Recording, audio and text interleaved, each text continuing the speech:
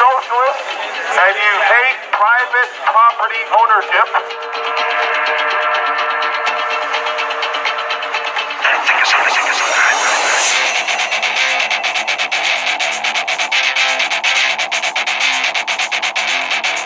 There was a scheduled flag burning, and there's been reports that it'll be a public square at Euclid. We don't know. All right, here we go.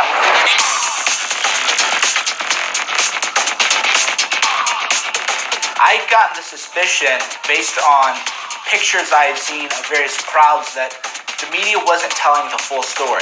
Get back! Get back! You're touching me again, I'll sue your ass! I witnessed the whole thing, officer. It was okay. I saw what they did. These photos that they're posting of the protests, they're all edited. They're shot to make it look like there are more people than there are. The media wants you to believe that nobody likes Donald Trump. Nobody's rallied behind him, and there are millions of people protesting Donald Trump. That was the story, but when you're there, you would see 10 people, and you'd say, this is a protest. The media would treat each protest as if it were a new protest, and not say, no, these are the same 10 idiots out earlier. These are the same 20 idiots out there earlier. They just took a 2-hour lunch break, and now they're back. It was truly the theater of the absurd. Fuck free speech for fucking nationalists. So what? Free speech for fascists. Why are you even talking? You don't Because I have a right to free speech. But why? I think far too often people get stuck into their presumptions or opinions and don't want to have an open dialogue. And I think that's something that this country seriously needs. So what I did was I used journalism. I did real journalism. There's an app called Periscope, which allows you to live stream events as they happen. I just ran the Periscope app. Alex Jones is in the media scrum trolling like 5 protesters, right? So I just kind of want to give you guys a sense of how quiet it's been. All right, all these people are journalists. All those people are there are journalists and looky-loos. There's like maybe 5 protesters.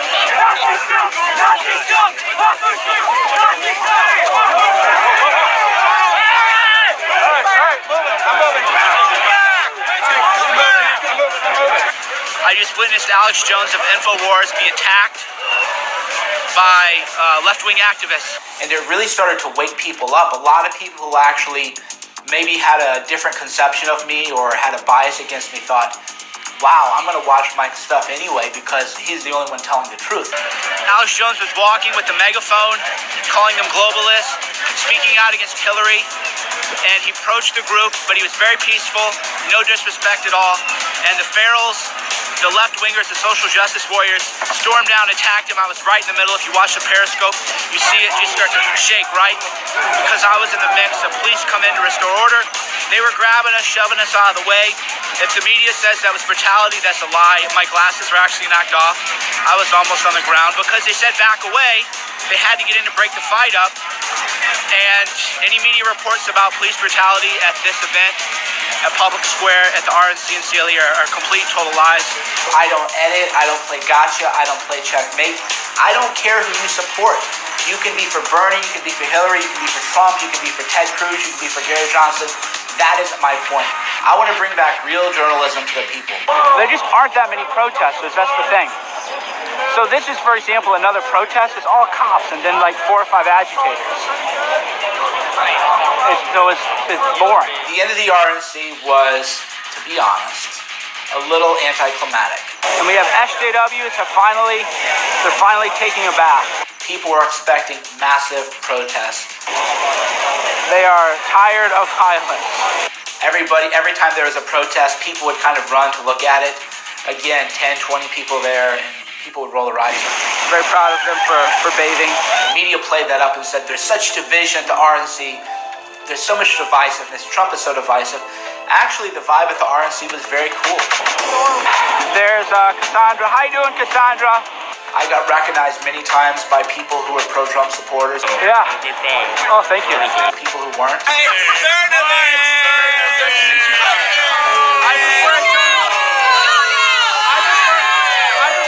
Met a lot of really great, interesting people. People did have a lot of fun. There was a lot of good energy. But I don't want to say that we were disappointed, but I was disappointed. I expected more action. So disappointed by these protests. Yeah, I know. I'm gonna have to go to DNC.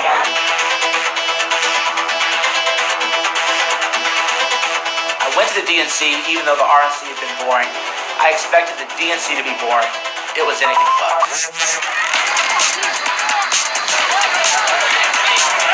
Burn that fucking white capitalist shit the fuck down. Oh shit! Oh shit! Don't get fire! She's on fire! Fucking hands off! Wow! Get your fucking hands off! The DNC was complete and total pandemonium. There were real protests. There were real protesters. To give you kind of like a better vantage. So at the DNC, you can find footage of me walking with the Bernie protester march. Alright, so we're at the very front of the line now. There's a look at the protest. Good turnout.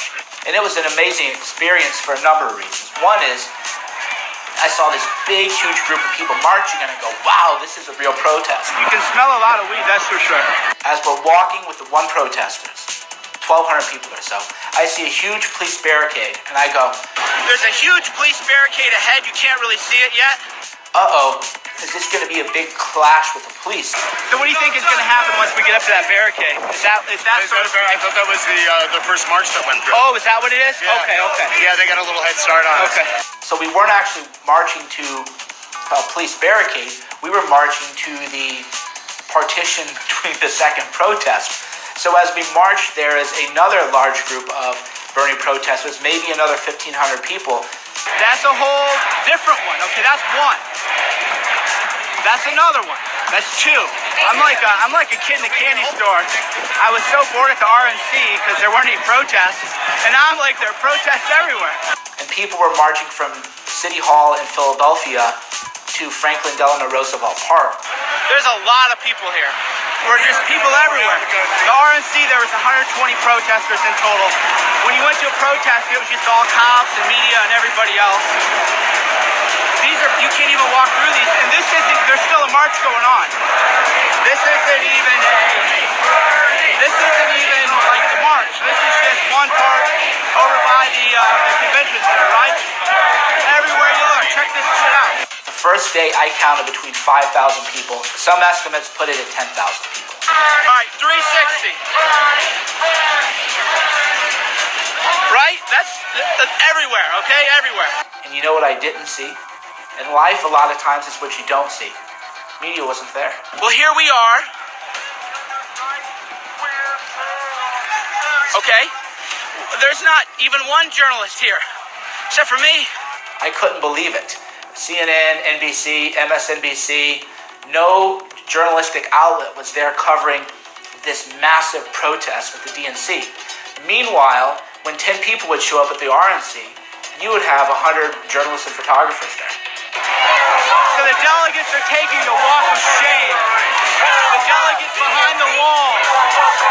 While the huddle mass is protest. At the RNC, the protesters could go walk right up to the people. At the DNC, there were walls and barricades everywhere.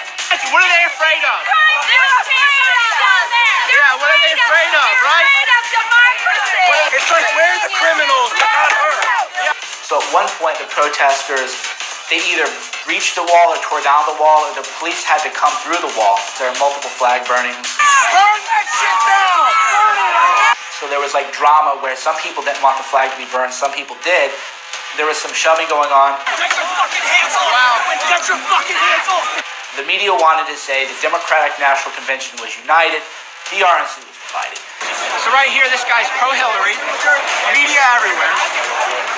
There's pro-Bernie. Remember that the DNC leaks had happened. WikiLeaks had showed that there had been collusion between the Democratic National Committee and Hillary Clinton's people to rig the election for Hillary. Pro-Bernie, pro-Hillary, right here, folks, in real time. Propaganda media, right here. It is like living in 1984 are like living in the Soviet Union. The media just pretends that these people don't even exist. If you are standing against this party, you are standing with Donald Trump. Aggressive enough. Where are the cameras? Why won't the media cover her? Why is the media being a stooge for Hillary? They erased them from history. I was surprised by that. This is WikiLeaks in action. The media is only covering the pro-Hillary side right here. Cameras everywhere. Where are the cameras on the pro-Bernie people? You have to really wonder who funds the media and why. They don't want to talk to you. Yeah, They're only going to talk to the Hillary people. Close their ears like they WikiLeaks have from right the very here. beginning of these WikiLeaks primaries. right here. It's time to start holding the media accountable and asking them why they're not telling the true story. That's what now the media's talking to her. You know that a lot of Bernie supporters actually. The media's actually going to talk to her now. Good. I'm glad that I was able to get a voice out for the people, because that's what I do. I want fair media. I'm tired of this propaganda. Tired of propaganda. Doesn't matter who you support. Media propaganda has to be called out. That's real power to the people, right? I'm Mike Cernovich from DangerandPlay.com, Guerrilla Mindset, and you can find me on Twitter also.